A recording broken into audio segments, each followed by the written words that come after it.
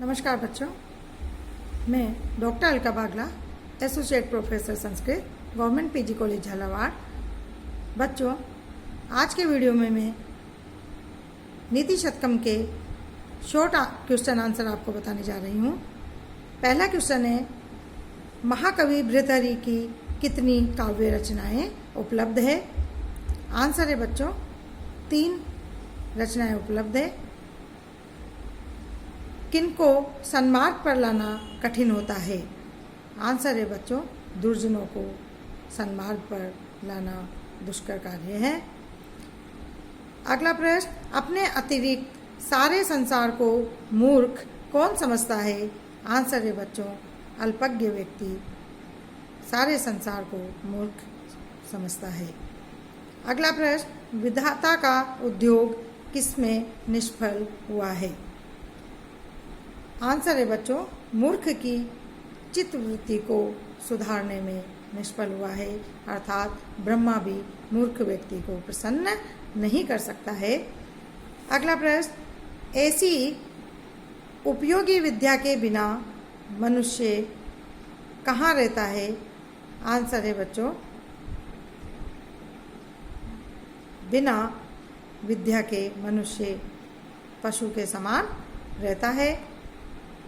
अगला प्रश्न, मनुष्य के लिए कौन सा गुण कवच का काम देता है?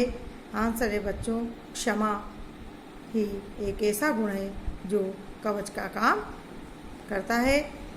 विष्टप कष्ट हारिणी में विष्टप का क्या अर्थ है? आंसर है बच्चों विष्टप का अर्थ संसार है। अगला प्रश्न, जीवन की सफलता एवं समृद्धि के लिए क्या परमावश्यक है? जीवन की सफलता एवं समृद्धि के लिए बच्चों उदार होना आवश्यक है, अर्थात उदारता की आवश्यकता होती है। संसार में कितने प्रकार के मनुष्य होते हैं? संसार में 3 प्रकार के मनुष्य होते हैं बच्चों। अगला प्रश्न, मनस्वी शब्द का क्या अर्थ है? मनस्वी शब्द का अर्थ है विचारशील व्यक्ति। मनस्वी पुरुष की कितनी गतियां होती है? मनस्वी पुरुष की 2 गतियां होती है। अगला प्रश्न है बच्चों, इस संसार में कितने भुवन या लोक है? 14 लोक है बच्चों। आंसर है 14 लोक। उर्दू लोक कितने हैं? आंसर है 7। उर्दू मतलब ऊपर के लोग 7 है। कौन लोग अपने अपमान को नहीं सहन करते हैं? तेजस्वी लोग अपने अपमान को सहन नहीं करते हैं। अगला प्रश्न, इस संसार में सभी प्राणियों का दमन करने में कौन समर्थ होता है? वीर पुरुष ही संसार में सभी प्राणियों का दमन करने में समर्थ होता है। अगला प्रश्न बच्चों, संतोषहीन का जीवन कैसा होता है? संतोषहीन का जीवन अशांतिमय होता है। अगला प्रश्न, सत्य भाषण से मनुष्य क्या होता है? निर्भीक होता है।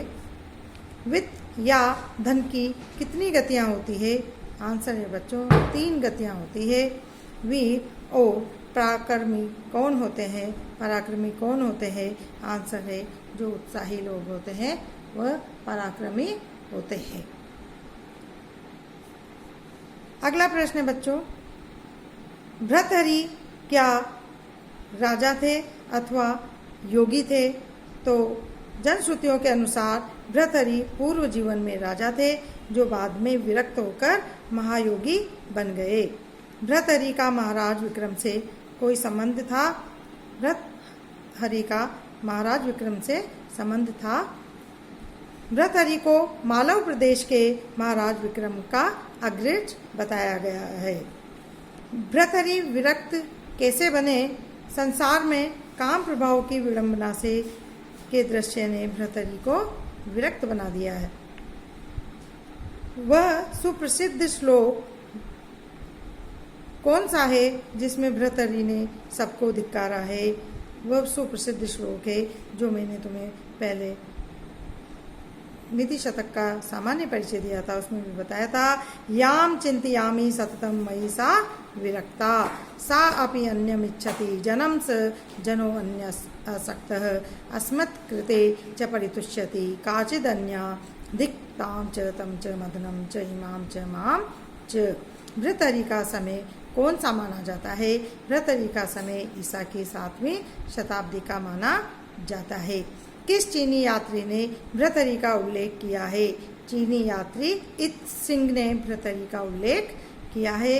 भृतहरि की 3 काव्य रचना श्रृंगार शतक, नीति शतक और वैराग्य शतक है। भृतहरि ने अपनी प्रथम रचना के रूप में श्रृंगार शतक क्यों लिखी? क्योंकि वे अपनी युवावस्था में विलास प्रिय थे, इसलिए उन्होंने सबसे पहला श्रृंगार शतक लिखा। श्रृंगार शतक में किसका वर्णन किया गया है?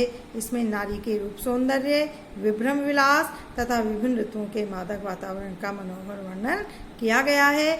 और वैराग्य शतक में किसका वर्णन है?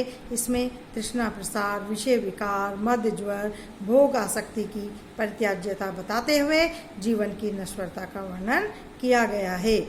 नीति शतक में किसका उपदेश दिया गया है? इस शतक में लोक व्यवहार के लिए उपयोगी नीति का उपदेश दिया गया है। बच्चों, ये मैंने जो नीति शतक के सामान्य प्रश्न बनते हैं वह भी मैंने आपको बता दिए हैं। अगले वीडियो में मैं अगले प्रश्न उत्तर भी बताऊंगी और अगली व्याख्याएं भी आपको बताऊंगी।